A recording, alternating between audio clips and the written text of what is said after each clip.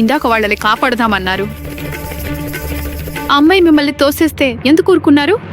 గంగా పిన్ని, వద్దు, ఆ ప్రస్తావన వదిలేయండి.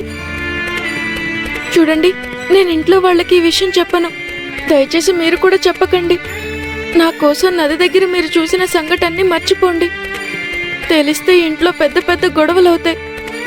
నా వల్ల ఇంట్లో గొడవలొద్దు. అవునండి, అది కూడా నిజమే. ఏమీ లేకుండానే మీ మీద పడి ఏడుస్తున్నారు. ఇప్పుడు ఈ సంగతి తెలిస్తే వదలరు. కలశాన్ని నాకు ఇవ్వండి, నేను తెస్తాను. మీ భారం కాస్తైనా తగ్గుతుంది. ఇంటి దగ్గరికి రాగానే నేను మీ చేతికి ఇచ్చేస్తాను. ఇవ్వండి. అయ్యో వద్దు పిన్ని, ఇది నా పని, మీరు చేయకూడదు, నేనే చెయ్యాలి. ఇంట్లో వాళ్ళు చూస్తే తనకెందుకు ఇచ్చావని తిడతారు. కలశాన్ని తాకినందుకు నాతో పాటు మిమ్మల్ని కూడా తిడతారు. అయ్యో, ఇప్పుడు మీ పరిస్థితి బాగోలేదు కదా. పర్వాలేదు, ఎలాగోలా నేను మోసుకొస్తాను. గంగా పిన్ని, మీకు దండం పెడతాను. దయచేసి నది దగ్గర జరిగింది ఇంట్లో వాళ్ళకి చెప్పకండి.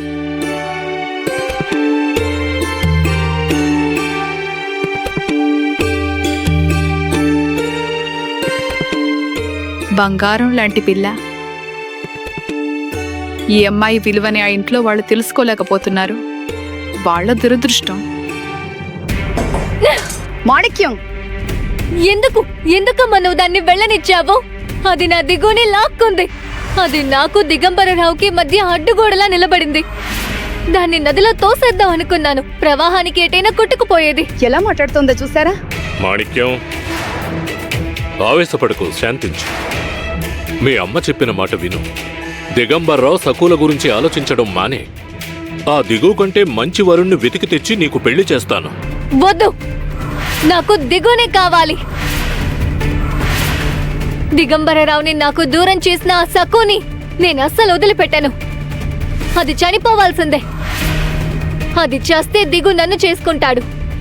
మీరు దాన్ని ఊరు నుంచి తరిమేయండి. అది ఊర్లో ఉండడానికి వీల్లేదు. ఇక చాలు, ఆపు. ఆ సకు మీద ప్రతీకారంతో రగిలిపోయి నువ్వు నీ ఆరోగ్యాన్ని పాడు చేసుకోవడం నాకిష్టం లేదు. ఆ సకు దిగంబర్రావుల గురించి మనకెందుకు? నువ్వు శాంతంగా ఉండు తల్లి. లేదు, నేను శాంతించను. ఆ సక్కు నా కంట పడితే అంతే. దాన్ని నరికి పోగులు పెడతాను. పీక పిసికి చంపేస్తాను. చావు బాదుతాను. రక్తం కళ్ళ చూస్తాను. ఆ సక్కుని దిగుకి దూరం చేసేంత వరకు నేను నిద్రపోను నాన్న. అయ్యో, ఆ దిగు ఏమంత గొప్పవాడని అతనే కావాలంటున్నావు నువ్వు? ఆ దిగు కంటే గొప్ప అందగాణ్ణి, ఐశ్వర్యవంతుణ్ణి తీసుకొచ్చి నీకు పెళ్లి చేస్తాను. వద్దు, దిగంబరరావుతో నా పెళ్లి జరగాలి. లేదంటే మీరు నా శవాన్ని చూస్తారు. అతన్ని తప్ప నేను ఎవ్వరిని చేసుకోను నాన్న.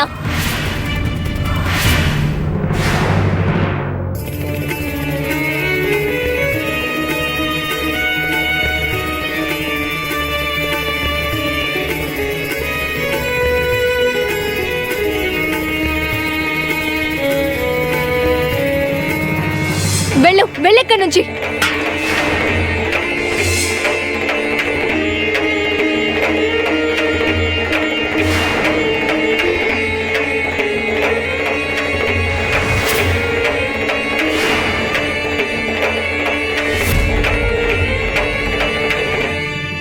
సకో,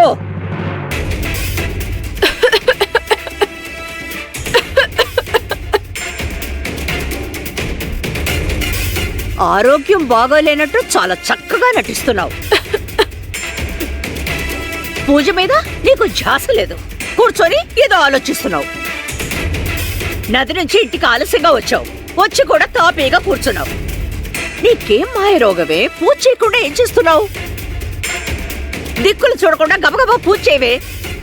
కాళ్ళు చేతులు పడిపోయాయా నీకు?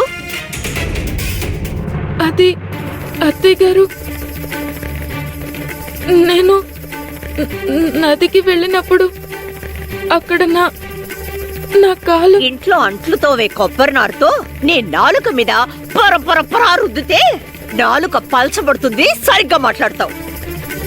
నీ మెదడిని బయటికి తీసి నూనెలో నానబెట్టాలి. అప్పుడైనా నీ బుర్ర పనిచేస్తుందేమో చూద్దాం. ఏమిటి గుడ్లు అప్పగించి శూన్యంలోకి చూస్తున్నావు? అక్కడ నీకెవరైనా కనిపిస్తున్నారా? కొంపదీసి మీ నాన్న కనిపిస్తున్నాడా? లేదంటే మీ అమ్మ ఏడుస్తూ నీకు దర్శనమిస్తోందా?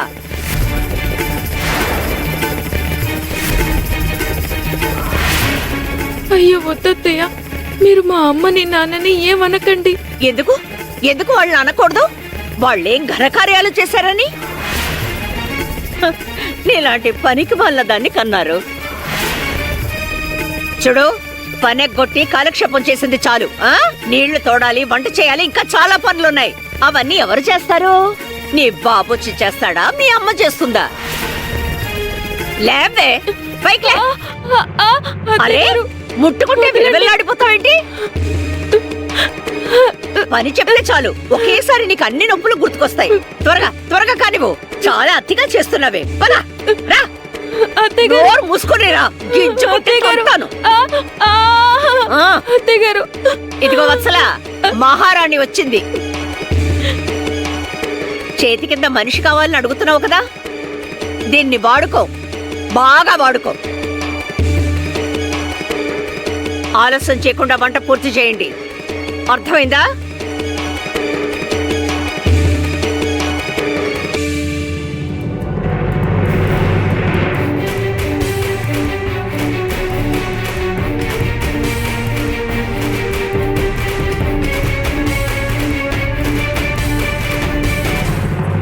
భలే, ఈ రోజు నా కల నెరవేరింది.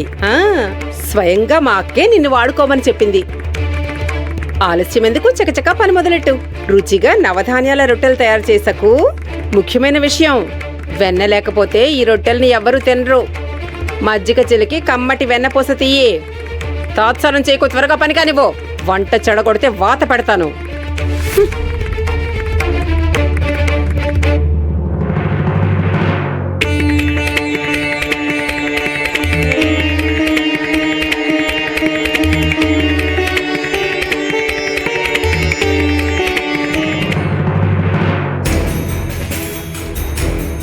గంగి, ఏమిటే నవంక అలా చూస్తున్నావేంటి? వెళ్ళిక్కడి నుంచి, వెళ్ళి నీ పని చూడు. కనిపించట్లేదా? పని చేస్తున్నాను. సంతోషం. ఇక్కడెందుకు నిలబడ్డావే? మింగేసేలా చూపేంటి? ఏమిటే గంగి, నేను తింటుంటే నీకు కడుపు నొప్పిగా ఉందా?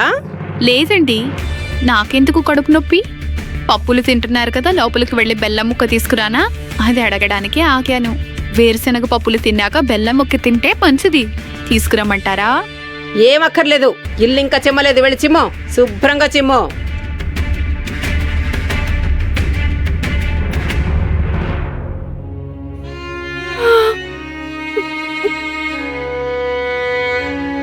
అయ్యో, మీరెందుకు మజ్జిగ చిలుకుతున్నారు? అసలే నొప్పితో బాధపడుతున్నారు. అవునులే, చిన్నత్తయ్య గారికి మీరు చెప్పలేదు కదా నది దగ్గర పడిన విషయం. మీరు చెప్పకపోతే వాళ్ళకి ఎలా తెలుస్తుందండి మీకు చెయ్యి నొప్పిగా ఉంది, మీరు పని చేయలేరని? గంగ పిన్ని, నాకు చెయ్యి నొప్పిగా ఉందని చెప్పడానికి ప్రయత్నించాను, కానీ మా అత్తయ్య గారు నేను చెప్పేది అస్సలు వినలేదు. నది నుంచి ఎందుకు ఆలస్యంగా వచ్చావని నన్ను బాగా కోప్పడ్డారు.